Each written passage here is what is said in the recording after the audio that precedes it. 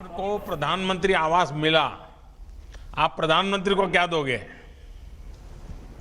प्रधानमंत्री को भगवान से कहता हूँ खूब सुखी से रहे, वो सारी जिंदगी प्रधानमंत्री ही रहे। बस ऐसे ही कह दोगे क्या? खुद कुछ देंगे नहीं आप? कुछ देने की बात बोलो ना।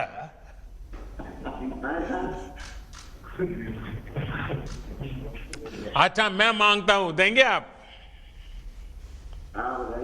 पक्का?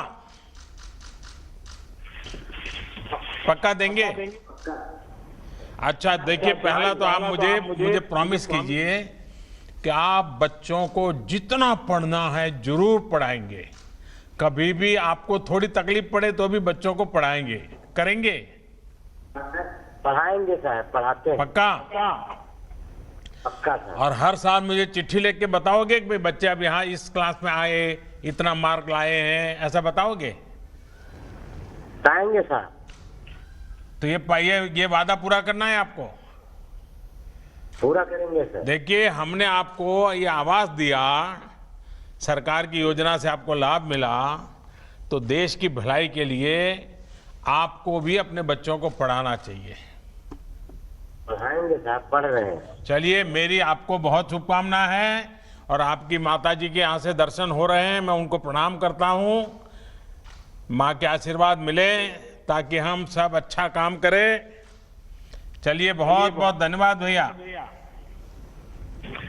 जिला सिद्धार्थनगर के कोडरा ग्राम पंचायत में लॉकडाउन के दौरान 693 श्रमिक वापस लौटे हैं।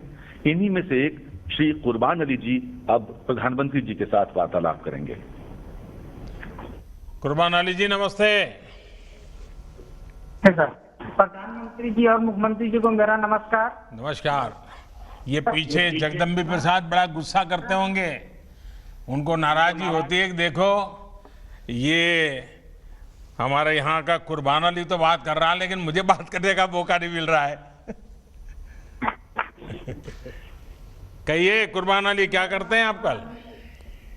सर, मेरा नाम कुर्बान अली है, मैं कोडरा ग्राम जिला सिद्धार्थनगर से बोल रहा हूँ। मैं मुंबई में राजमिस्त्री का काम करता था। लॉकडाउन के दौरान मैं और मेरा छोटा भाई गांव वापस लौट कर आए।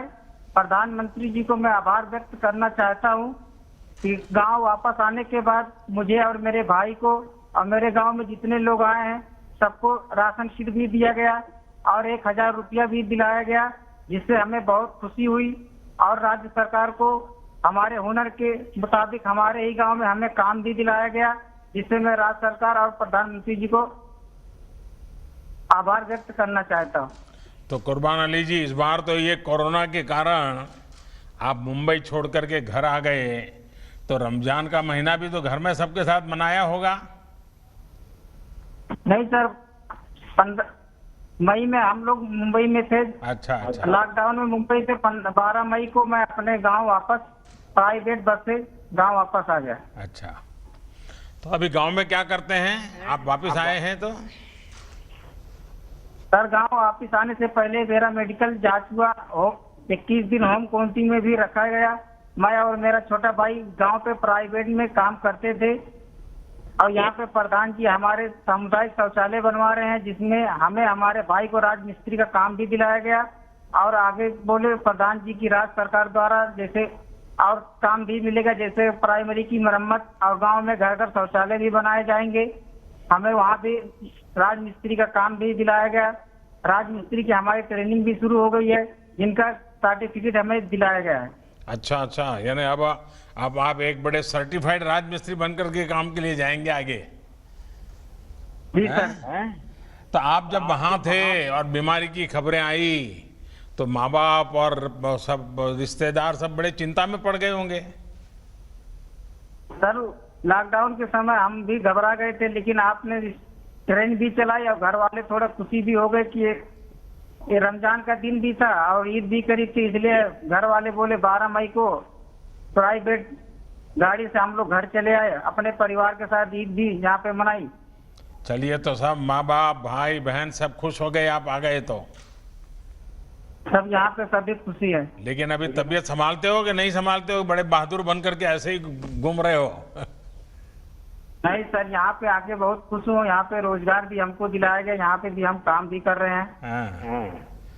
चलिए, मेरी आपको बहुत शुभकामना है और आप अपना परिवार स्वस्थ रहे कुर्बान अली जी। और कौन है? अब मैं अहमदाबाद से वापस लौटे, गोरखपुर को वापस लौटे श्री नागेंद्र सिंह जी को आमंत्रित करता हूं। इन्होंने गोरखपुर लौटकर मुद्रा ऋण के माध्यम से डेयरी का काम प्रारंभ किया है। मतलब कि आप योगी जी के गांव के हैं और मेरे गांव में रहते थे। नमस्कार।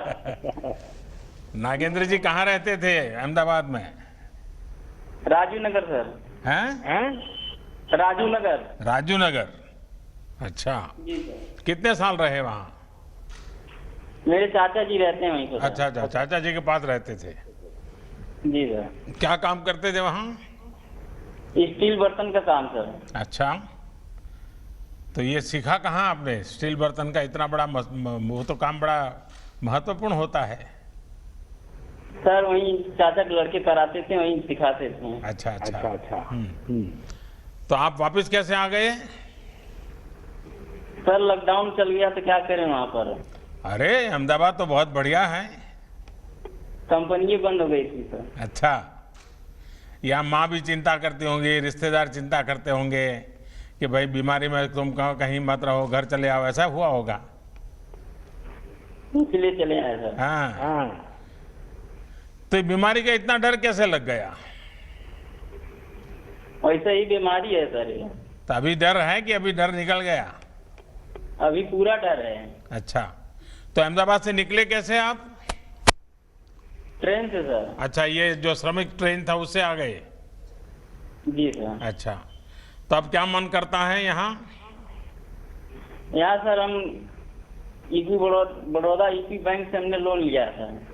लोन लिया है आकर के? जी सर। किस रोजगार के लिए। किस चीज के लिए लोन लिया? डेयरी खोलने के लिए। अच्छा, कितना लोन लिया है? 1 लाख का। 1 लाख रुपया? जी सर। तो आपको दे दिया बैंक वालों ने? हाँ सर। आपने डरा दिया होगा उनको कि मैं अहमदाबाद से आता हूँ, मोदी जी के गांव से आता हूँ, 1 लाख रुपया देना पड़ेगा, ऐसा किया था क्या? नहीं सर, पहले तो मैं लॉकडाउन में यहाँ तो प्राइमरी स्कूल में ही रहता था। हाँ, लॉकडाउन का पालन करके ही गया था। तो क्या किया 1 लाख रुपए का? मैंने भैंस खरीदा। भैंस खरीदा? तो जी क्या सर। क्या योजना क्या है आपकी? डेयरी का सर। डेयरी का? तो अभी भैंस दूध देती है? हाँ सर, देती है 10 किलो। कितना कितना दूध बेचते हैं आप? 7 किलो दूध हम बेचते हैं सर। कितनी कमाई होती है?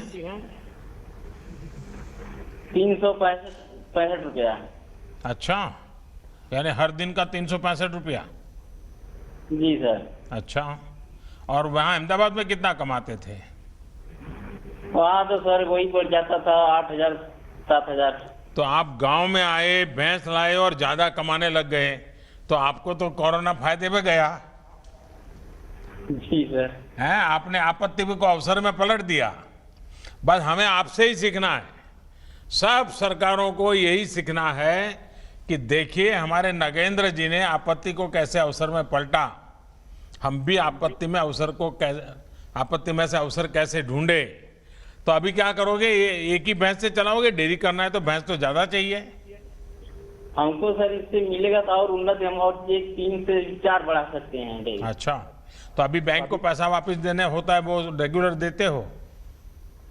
देते हैं। तो बैंक दूसरे पैसे देने के लिए तैयार है? हाँ सर। अच्छा, चलिए, मेरी आपको बहुत शुभकामनाएं। लेकिन मैं 1-2 बात बताना चाहूंगा। आपने भैंस रखी है, कभी कभी क्या होता है हमारे यहाँ क्या खिलाना उसका ज्ञान नहीं होता है, और ज़्यादातर घर की महिलाएं ही ये पशुपालन करती हैं। अब जैसे भारत सरकार ने 13,000 करोड़ रुपया खर्च करके पशुओं के फूट टू माउथ डिसीज का टीकाकरण का काम शुरू किया है। आप सबसे पहले ये टीकाकरण करवा दीजिए। उसी प्रकार से भारत सरकार ने पशुपालकों के लिए भी, जैसे किसान क्रेडिट कार्ड होता है, पशुपालकों के लिए भी किसान क्रेडिट कार्ड निकाला है। आप वैसा किसान क्रेडिट कार्ड ले लीजिए और उससे आप आगे का कर्ज लीजिए, तो उसमें थोड़ा आपको मदद ज़्यादा मिल जाता है। तो ये भी आप जरूर कीजिए। तो पशु का आहार की चिंता करनी चाहिए, पशु को बीमार नहीं होने देना चाहिए। ज़्यादातर क्या होता है कि हम लोग दूध देता रहता है, हमें पता ही नहीं होता है कि पशुधन का जितना महात्म्य बढ़ाओगे ना, आपको अच्छा होगा। और उसका जो मलमूत्र है उससे भी अच्छा फर्टिलाइजर बना करके बेच सकते हैं आप, उससे भी कमाई कर सकते हैं। तो करेंगे?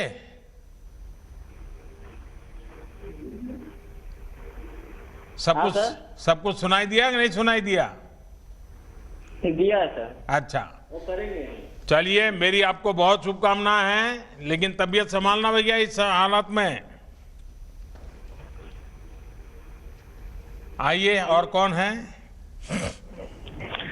जालौन जिले के दीपू जी को संवाद के लिए आमंत्रित करता हूं। नमस्कार जी। नमस्कार। हाँ दीपू जी, बताइए।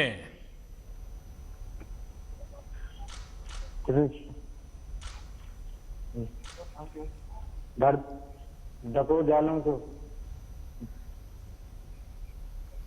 आपके यहाँ से आवाज कम आ रही है दीपू जी।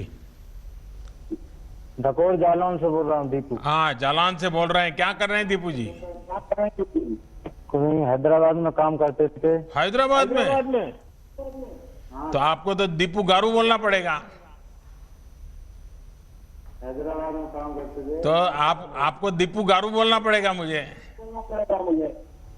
लॉकडाउन की वजह से आ गया घर पे। नहीं दीपू जी, पहले मेरे एक सवाल का तो जवाब दीजिए। आप हैदराबाद में थे, आंध्र में थे, तो आपको तो अब दीपू गारू कहते होंगे लोग। सुनाई देता है आपको? हाँ सर। हाँ, अच्छा बताइए, क्या करते थे वहाँ? क्या करते थे? इंसुलेशन का काम करते थे सर। तो आगे कैसे, फिर आगे का क्या किया? और लॉकडाउन लग गया, इसलिए सर गांव घर पर आ गया। और अभी यहाँ क्या कर रहे हैं? बुंदेलखंड एक्सप्रेस में काम कर रहा हूँ सर। अच्छा, तुरंत काम मिल गया आकर के? 1 महीने बाद मिला था सर। अच्छा, तो हैदराबाद में जितना कमाते थे उतना कमाते हैं कि कम कमाते हैं? नहीं, बराबर कमाते हैं सर। उधर बराबर कमाते हैं। उधर ही। हाँ सर। अच्छा, और ये सारे नियमों का पालन करते हैं? हाँ साहब, करते हैं। हाँ, देखिए, ये जो बुंदेलखंड एक्सप्रेस वे जो है ना, ये एक प्रकार से इस पूरे इलाके का भाग्य बदलने वाला है। क्योंकि इतना बड़ा एक्सप्रेस वे बनने के बाद वहाँ डिफेंस कॉरिडोर आने वाला है और नए नए उद्योग आने वाले हैं, और हमारा इलाका जो पानी के बिना तरस रहा था, वहाँ अब उद्योगों की शुरुआत हो जाएगी। तो अब आपको रोजी रोटी के लिए कहीं जाना पड़े ऐसी स्थिति नहीं बनेगी। और ये विश्व स्तरीय सड़क बन रही है। वहाँ के लोग पहले मिट्टी की सड़क के लिए कागज देते थे गांव के लोग, आज इतनी बढ़िया सड़क आपके यहाँ बन रही है। और मैं मानता हूँ कि बुंदेलखंड का भाग्य बदल रहा है। चलिए दीपू गारू, आपको बहुत शुभकामनाएं भैया। जी सर, धन्यवाद। प्रधानमंत्री जी से वार्तालाप के क्रम के अंत में कबीरदास जी की नगरी संत कबीर नगर से 2 लाभार्थी माननीय प्रधानमंत्री जी से संवाद हेतु जुड़ रहे हैं। पहले श्री रामचंद्र जी को आमंत्रित करता हूं। रामचंद्र जी नमस्ते। प्रणाम। नमस्कार भैया, बताइए। मैं ओडीओपी के तहत जिला संत कबीर नगर का मैं एक अस्थायी निवासी हूं सर, और मुझे ओडीओपी के योजना के अंतर्गत मुझे 11 लाख रुपए का लोन स्वीकृत हुआ है। अच्छा, होजरी उद्योग के लिए सर। तो पहले से आप करते थे होजरी उद्योग? जी सर, छोटे रूप में करते थे। और उसमें अभी आपको 11 लाख रुपए मिल गया? जी। अच्छा, तो फिर आपको आश्चर्य हुआ होगा, 11 लाख इतना बड़ा पैसा कैसे आ गया और क्या करेंगे, कैसा रहेगा? आश्चर्य हुआ, कब ऑनलाइन हुआ, कब मेरे खाते में आ गया, और इतना बड़ा मतलब मैं उद्योग को विस्तार कर दिया, बड़ा कर लिया। अभी क्या कर लिया आपने? 4 बाहर से आए थे कामगार लोग, उनको मैं अपने किए रख लिया हूँ, काम कराते। 3 पहले के थे, 1 हमारे घर के हैं। तो 8 लोग काम करते हैं। 8 लोग। तो आप 8 लोगों का पेट भरते हैं? जी। वाह। चलिए, आपका ये जो स्वरोजगार और उद्यमशीलता को मैं बहुत बधाई देता हूं। और बैंक में से रेगुलर अच्छा पैसा जमा करना, लेना, कारोबार करोगे तो बहुत बड़े बन सकते हो। और दुनिया में जितने बड़े लोग बने हैं ना, सब छोटे से ही शुरू किया है जी। और जिन्होंने छोटे से शुरू किया वो सचमुच में बड़े बने हैं। जिनको विरासत में मिल जाता है वो तो लुढ़क जाते हैं कभी कभी। तो मैं आपको बहुत शुभकामनाएं देता हूं। और कौन है आपके साथ बात करने वाले? जी सर, प्रणाम। नमस्ते। नरेंद्र कुमार राय, ग्राम दुघरा, पोस्ट बनियाबाड़ी, जनपद संत कबीर नगर का निवासी जी। मेरा व्यापार सर बेकरी का है। बेकरी का काम है? जी। कितने सालों से है? ये सर 6-7 साल से। तो पहले क्या करते थे बेकरी में? आप क्या क्या बनाते हैं? जी सर, मैं रस बनाता हूँ। अच्छा। रस। हाँ, हो चाय के साथ लेते हैं। जी जी जी। हाँ। और हम चाय वालों को तो मालूम है ना कि रस।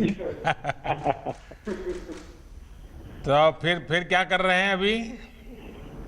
जी सर, वही बेकरी का विस्तार कर रहे हैं। प्रधानमंत्री रोजगार योजना के अंतर्गत जो लाभ मिला मुझको, उससे बेकरी विस्तार कर रहे हैं। और उसके बाद जो उनमें लेबरों और कामगारों की आवश्यकता है वो साफ भर रहे हैं। मेरे यहाँ बिहार के और बलरामपुर डिस्ट्रिक्ट के लेबर हैं। कितने लोग हैं आपके यहाँ?